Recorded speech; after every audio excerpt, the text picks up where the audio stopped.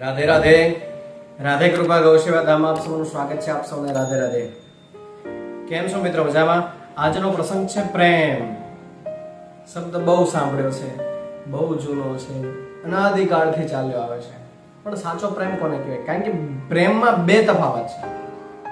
એક શારીરિક મનની પવિત્રતા વાળો પ્રેમ. કયો પ્રેમ છે એ માટે આપની માટે સરસ મજાની કથા લઈને આવ્યો છું.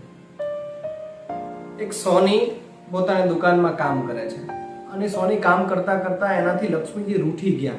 એક દિવસ એવી ઘટના બની તો લક્ષ્મીજી રૂઠી ગયા એટલે સોનીને કીધું કે હું હવે જાઉં છું તારાથી નારાજ થઈને.